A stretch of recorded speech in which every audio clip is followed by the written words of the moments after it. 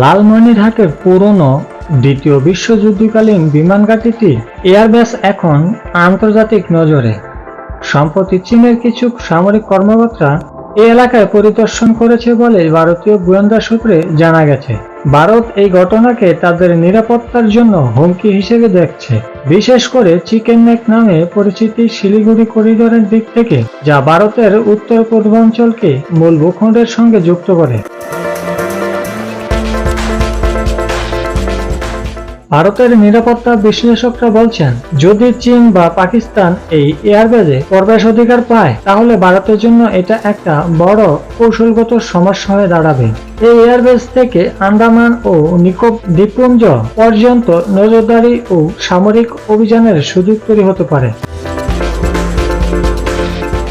জানা গেছে, বাংলাদেশ চীনের সহায়তায় এই বিমান ঘাঁটি পুনরায় চালু করার পরিকল্পনা নিয়েছে। মার্চ 2025 এই প্রকল্পে ঘোষণা দেওয়া হয়। তবে এটা এখনো পরিষ্কার না যে এই ঘাঁটি শুধু বেসামরিক উদ্দেশ্যে ব্যবহার হবে নাকি সামরিক উদ্দেশ্যও আছে। লালমনিরহাট বিমান ঘাঁটি একসময় এশিয়ার অন্যতম বড় এয়ারফিল্ড ছিল।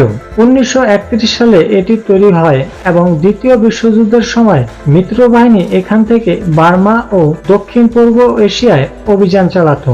এদিকে ভারতের উত্তর পূর্বাঞ্চল যেমন আসাম, মেঘালয়, ত্রিপুরা ও মিজোরাম সরাসরি বাংলাদেশের সঙ্গে সীমান্ত ভাগ করে এবং এই অঞ্চলকে ভারতের মূল অংশের সঙ্গে যুক্ত করে রেখেছে মাত্র 22 কিলোমিটার চওড়ার শিলিগুড়ি করিডোর। এর কাছাকাছি একটি সক্রিয় চীনা বাংলাদেশি সামরিক ঘাঁটি ভারতের জন্য কৌশলগত দিক থেকে অত্যন্ত ঝুঁকিপূর্ণ। আরও উদ্বেগের বিষয় হচ্ছে, বাংলাদেশ সেনাবাহিনীর প্রায় 82% অস্ত্র চীন থেকে আমদানি করা হয়েছে।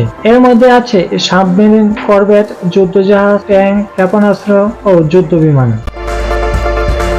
চীন পাকিস্তানকে যেমন অস্ত্র দিয়ে সাহায্য করেছে, তেমনি বাংলাদেশকেও সামরিকভাবে শক্তিশালী করেছে। ভারতের অবসরপ্রাপ্ত সামরিক কর্মকর্তারা মনে করছেন, এই ধরনের ঘাঁটি শান্তিকালে নজরদারি করার সুবিধা দিলেও যুদ্ধকালীন সময়ে এটা উল্টো দুর্বলতা তৈরি করতে পারে। তবে বৃহত্তর ভূরাজনৈতিক প্রেক্ষাপটে এই ধরনের প্রকল্পকে ভারত খুব গুরুত্বের সঙ্গে দেখছে এবং শুরুতেই বন্ধ করার আহ্বান জানাচ্ছে তারা।